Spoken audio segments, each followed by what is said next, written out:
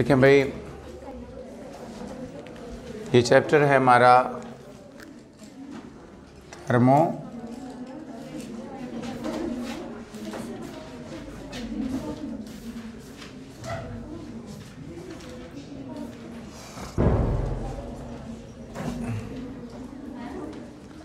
जी। हमारे पास कोई भी रिएक्टेंट है, जब वो प्रोडक्ट में चेंज होता है तो वो वहाँ पर हीट चेंज होती है। कोई भी रिएक्शन है, आप उसको प्रोसीड करवा रहे हैं, यानी रिएक्टेंट्स प्रोडक्ट को चेंज कर रहे हैं, रिएक्टेंट्स को प्रोडक्ट में। मसलन आपके सामने में ये रिएक्टेंट्स और ये जो है products, reactants are going to change into the products. Reactant product में चेंज होने जा रहे हैं। अब हम क्या कह रहे हैं? हम कह रहे हैं कि रिएक्टेंट जब प्रोडक्ट में जाएंगे तो या तो ये हीट को जज़ब करेंगे, एब्जॉर्ब करेंगे, या हीट को रिलीज़ करेंगे, या हीट खारिज करेंगे, या हीट जज़ब करेंगे। यानी इन दोनों में से कोई एक वे हो सकता है। मेरी बात फॉलो कर रहे हैं? अब हीट प्रोडक्ट तक जाते हुए कम हो या ज़्यादा हो, जज़ब हो या एब्जॉर्ब हो या रिलीज़ हो, कोई भी एक वे हो, हीट चेंज ज़रूर होगी। हीट चेंज, अगर हीट चेंज होती है तो इसका मतलब दो डिफरेंट कैटेगरीज आगे डेवलप होंगी, उनको हम लेटर ऑन स्टडी करते हैं। अभी आप ये बात ज़हन में रख लें कि when reactants convert into products then certain amount of energy can be released or absorbed. It means there would be a heat change. It means there would be a and such type of branch in which we discuss about the heat change during a chemical reaction is called thermochemistry. मेरी बात समझ में आ गई? कैसी branch जिसमें आप heat change को study कर रहे हैं कि whether heat is going to release or going to absorb. आया कि हीट जज़ब हो रही है या रिलीज़ हो रही है, एब्जॉर्ब हो रही है या रिलीज़ हो रही है। तो दिस टाइप ऑफ ब्रांच या this branch is called thermochemistry. मिसाल के तौर पर ज़रा आप इसको इमेजिन कर लें, समझ लें कि ये हीट ऑफ रिएक्टेंट है और ये क्या है। मेरी बात समझ में आ गई? मैं यहाँ पर आपको मैथमेटिकली थोड़ा इलस्ट्रेट कर रहा हूँ। ये बातें बुक में तो एज इट अवेलेबल नहीं है, लेकिन आपको एंट्री टेस्ट में बहुत ज़्यादा हेल्प करेंगी, क्योंकि आपके दिमाग में ये चीज़ें बिल्कुल क्लियर होनी चाहिए कि हीट चेंज जो है वो हम कैसे निकाल लेंगे। Heat change is equal to heat of product minus heat of reactants. मेरी बात समझ में आ गई? क्लियर हो गया पॉइंट? अब ज़रा समझ लें। सबसे पहले मैंने आपको बताया है कि वो ब्रांच, केमिस्ट्री की वो ब्रांच जिसमें आप हीट चेंज को स्टडी करते हैं, यानी डेल्टा एच स्टडी करते हैं। हीट चेंज, हीट चेंज का क्या मतलब है कि रिएक्टेंट्स हीट रिलीज़ भी कर सकते हैं, एब्जॉर्ब भी कर सकते हैं। मेरी बात समझ में आ गई? और हम हीट ऑफ रिएक्टेंट्स को HR से लिख रहे हैं, हीट ऑफ प्रोडक्ट को, और मैंने लिखा है डेल्टा H बराबर है HP माइनस HR। अब ज़रा तवज्जो करें, हमारे पास दो तरह के रिएक्शंस हैं। एक को हम कहते हैं एक्सोथर्मिक। क्या कहते हैं? एक्सोथर्मिक।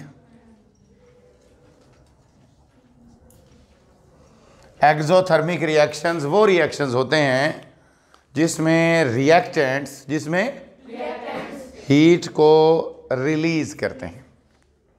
मेरी बात समझ में आ गई? क्या कहा मैंने कि those reactions in which heat is released, जिसके अंदर ओवरऑल हीट रिलीज हो रही है। ओवरऑल हीट क्या हो रही है? अब अगर आप गौर करें, देखें, ये रिएक्टेंट प्रोडक्ट में जा रहा है। ये रिएक्टेंट बोलो प्रोडक्ट में जा रहा है। फ़र्ज़ करें इसकी मैं हीट के एग्जांपल दे रहा हूँ, ज़रा गौर से समझ लीजिएगा। फ़र्ज़ करें इसकी हीट थी 50 यूनिट्स, मैं एग्जांपल दे रहा हूँ। हीट कितनी थी? जब ये प्रोडक्ट में कन्वर्ट हुआ तो इसने 20 यूनिट को रिलीज कर दिया। मेरी बात क्लियर हो गई? उसके पास 50 यूनिट हीट थी। जब वो प्रोडक्ट में कन्वर्ट हुआ तो उसने 20 यूनिट हीट रिलीज कर दी। इसका मतलब प्रोडक्ट के पास कितनी हीट रह गई? 30 यूनिट्स। इसका मतलब ये हुआ, इस बात से आपको क्लियर हो रहा है कि अगर कोई रिएक्टेंट हीट को रिलीज करेगा तो प्रोडक्ट के पास हीट कम रह जाएगी। इट मीन्स HP जो है would be less then HR। ऐसा ही है? समझ आ गया पॉइंट? अब आप क्या करोगे? अब आप इसको उधर ले जाओगे। जब आप इसको उधर ले जाएंगे तो ये HP minus HR would be less then 0। अब बोलो। इसका मतलब डेल्टा H जो है वुड बी लेस देन 0, और लेस देन 0 का मतलब नेगेटिव है। लेस देन 0 का मतलब क्या होता है? मैथमेटिक्स में जहां पर भी कोई चीज़ लेस देन 0 लिखी हो इसका मतलब नेगेटिव है। इसका मतलब ये हुआ कि जहां पर भी कोई रिएक्शन होगा डेल्टा H नेगेटिव होगा for exothermic reaction. For exothermic reaction. मेरी बात क्लियर हो गई? कम नहीं आएगा, हीट की बात कर रहे हैं, अमाउंट की बात नहीं कर रहे हैं।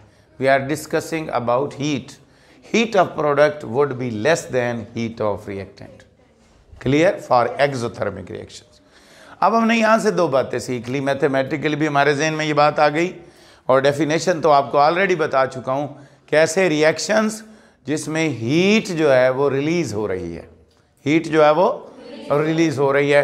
And there are certain examples are over here, like आप यहाँ पर डिस्कस कर लें। मिसाल के तौर पर अमोनिया की बात कर लें, N2 + 3H2 और 2NH3, और इससे जो है वो देखें आगे उसने माइनस साइन के साथ जो है वो अमाउंट लिखी है, -41.6 किलो जूल पर मोल। ठीक है, यहाँ पे मैं लिख देता हूँ N2 + 3H2 NH3 और डेल्टा H कितना आ गया? -41.6 किलो जूल। अब आपको क्लियर हो गया? यानी डेल्टा H माइनस से क्या मुराद है? अच्छा, एक और बात है, लिखने के और भी तरीके होते हैं। मसलन अगर तो मैं इस तरह हीट लिख दूं तो ये तो साफ नज़र आ रहा है कि ये एक्सोथर्मिक है, जो मैंने अभी आपको बताया। एक और तरीका ये होता है कि डेल्टा H जो है आप इसमें ऐड कर दें प्रोडक्ट में। कैसे? मिसाल के तौर पर देखें, N2 + 3H2 2NH3 + 41.6। अगर कोई चीज़ प्रोडक्ट साइड पर ऐड हो रही हो तो उसका मतलब भी रिलीज होना होता है। अगर कोई चीज़ प्रोडक्ट साइड पे, प्रोडक्ट में जमा है, प्रोडक्ट में ऐड हो रही है, प्रोडक्ट साइड पर, रिएक्टेंट साइड पर नहीं। किस साइड पर? तो इसका मतलब भी रिलीज होना होता है। क्लियर होगी बात? कोई कन्फ्यूजन है तो पूछ सकते हैं। नेक्स्ट हमारा है एंडोथर्मिक रिएक्शंस।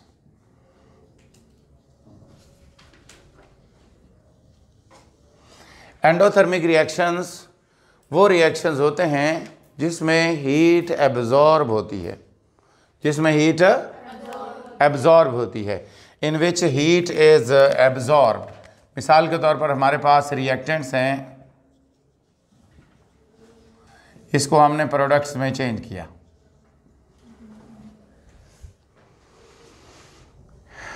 आप इसको डिफाइन कैसे करेंगे? Those reactions in which heat is absorbed are called endothermic reactions. इसको आप HR कह लो, इसको आप HP कह लें। अब वही एग्जांपल ले लें। मिसाल के तौर पर इसकी 50 यूनिट हीट है और इसने बाहर से 20 यूनिट और एब्जॉर्ब कर ली, तो इधर हीट कितनी हो गई? 70 यूनिट्स। इसका मतलब क्या है? HP जो है वो बोलो ग्रेटर देन HR। क्लियर? इसका मतलब HP minus HR greater than 0 और डेल्टा H जो है वो ग्रेटर देन 0 आ जाएगा। इसका मतलब ही एंथैल्पी, ये डेल्टा H जो है इसको हीट एंथैल्पी भी कहते हैं, ये ग्रेटर देन 0 का मतलब पॉजिटिव है। इसका आंसर हमेशा क्या आएगा? पॉजिटिव आएगा। हमारे पास एक एग्जांपल है जिसको हम डिस्कस कर लेते हैं। मिसाल के तौर पर देखें N2 प्लस O2, देखें N2 प्लस तो क्या बना 2NO, तो डेल्टा H कितना आ जाएगा? प्लस किलो जूल पर मोल। पॉइंट क्लियर हो गया? हाँ जी, समझ आ गई कि इसमें हीट जो है वो एब्जॉर्ब होती है और एंथैल्पी इसी तरह। इसको आप रिएक्टेंट साइड पे लिख सकते हैं। मिसाल के तौर पर देखें N2 plus O2 plus 180.5 2NO kilo joule पर मोल। ठीक है, ऐसे भी लिख सकते हैं, ऐसे भी अमाउंट ऑफ हीट लिखी जा सकती है। मतलब ये रिएक्टेंट साइड पे अगर कोई चीज़ आप ऐड करें तो उसका मतलब ऐड होना होता है, और अगर कोई चीज़ प्रोडक्ट साइड पे ऐड हो रही है तो उसका मतलब रिलीज होना है। क्लियर? आगे हैं जी स्पॉन्टेनियस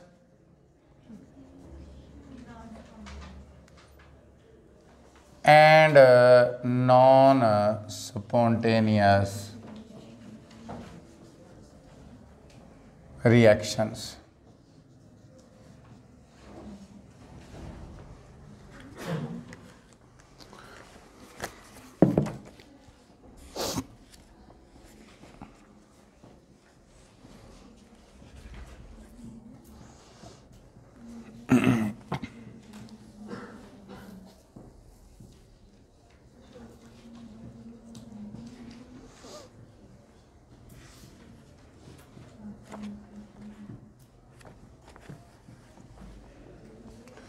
हाँ जी, देखें स्पॉन्टेनियस रिएक्शंस वो रिएक्शंस होते हैं जो खुद ब खुद चलते हैं, जिनको किसी भी हेल्प की ज़रूरत नहीं होती। पहले हम थोड़ी फिज़िक्स एग्जांपल्स दे दें। पानी का ऊपर से नीचे आना, पानी का खुद ब खुद आएगा, आप छोड़ दें खुद ब खुद आएगा। There is no need of force. अगर आपने नीचे से ऊपर लेकर जाना है तो यू नीड फोर्स, आपने पंप लगाया है उसको ऊपर लेकर जाने के लिए। मेरी बात समझ में आ गई? करंट का positive to negative, electric potential जो है वो पॉजिटिव टू नेगेटिव। इसी तरह बहुत सारी और बातें भी हैं, वो मैं कन्वेंशनल की बात कर रहा हूँ, दूसरे में तो ये होता है ना कि नेगेटिव टू पॉजिटिव। ठीक है, अच्छा, anyhow there are variety of examples जिसमें हम ये डिस्कस करते हैं कि अगर कोई रिएक्शन खुद ब खुद चले, क्या हो, और उसको किसी भी आउटर हेल्प की ज़रूरत ना हो, तो वो रिएक्शन स्पॉन्टेनियस रिएक्शन कहलाता है। आप इसको कैसे डिफाइन करोगे? The reaction the which proceeds by its own,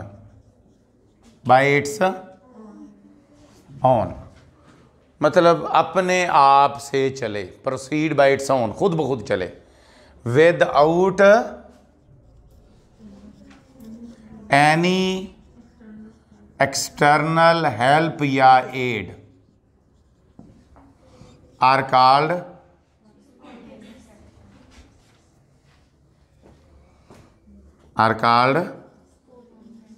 spontaneous reactions।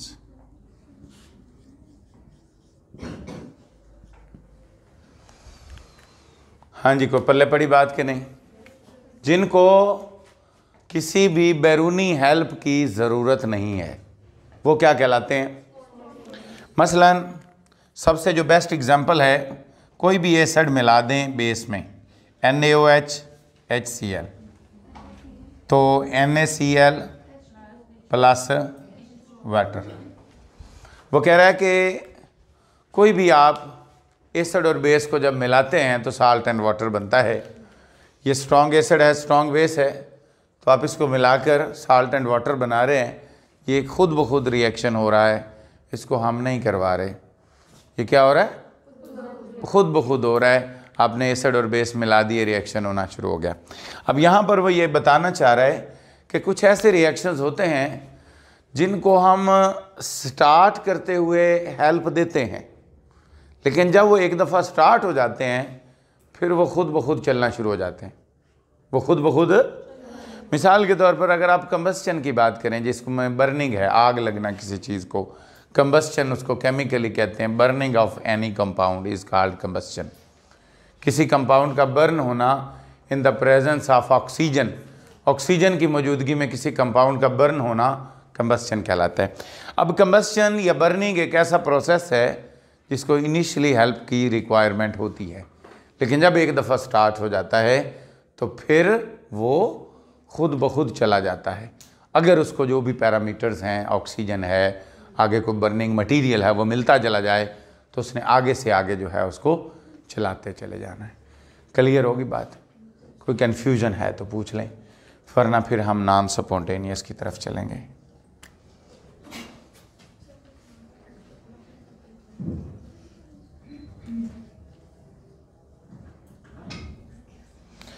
Non spontaneous उसके उलट होगा। वो रिएक्शंस जो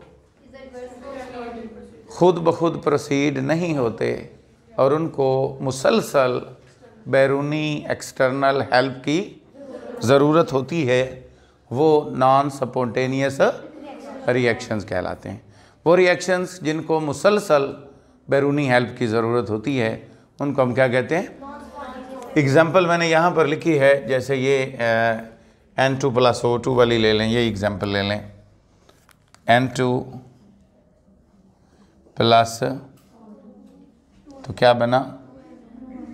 2NO, डेल्टा H जो है वो प्लस 180.5 किलो जूल पर मोल।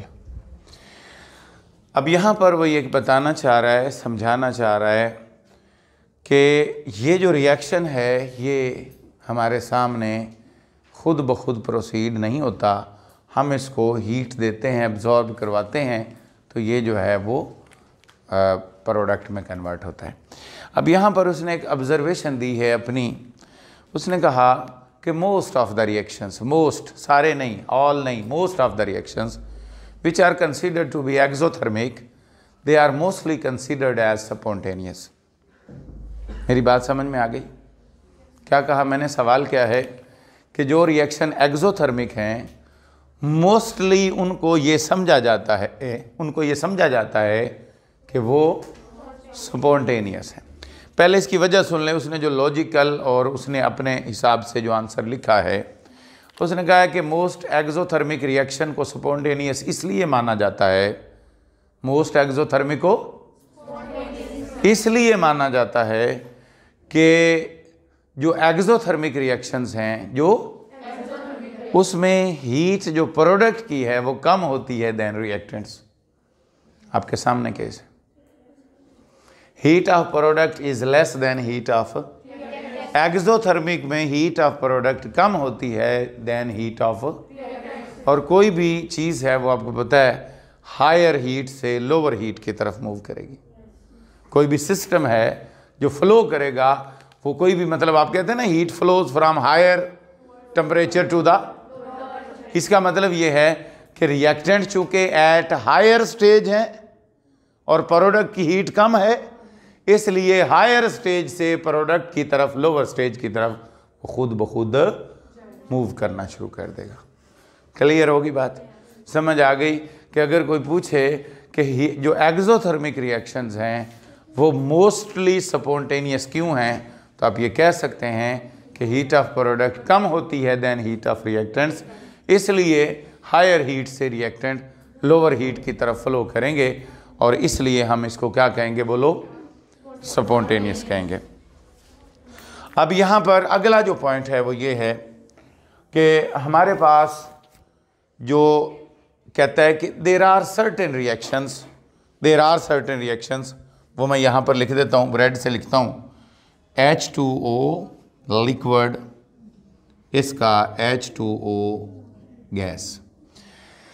इवेपोरेशन पढ़ा आपने।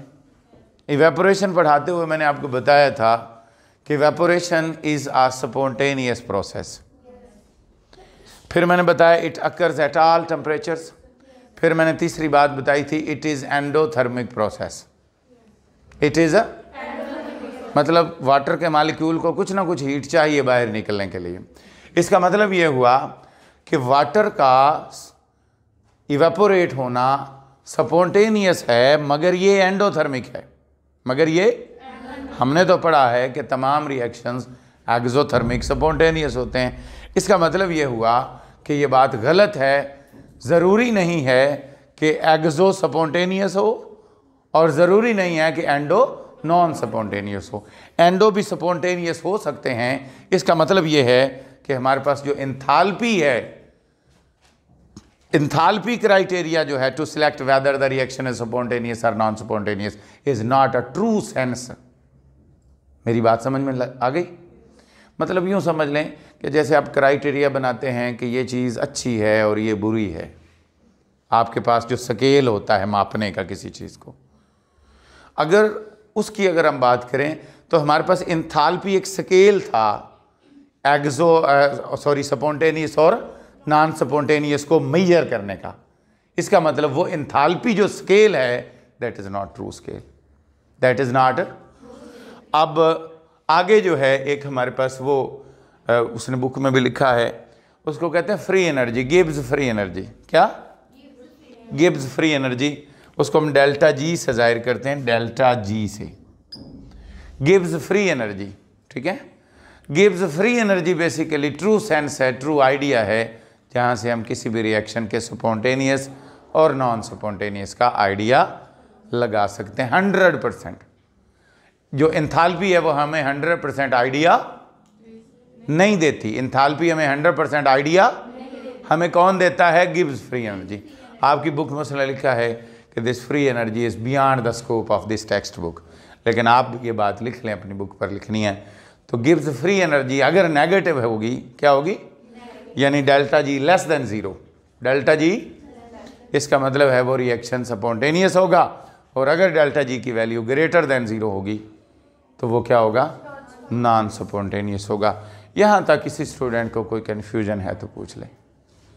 Any question?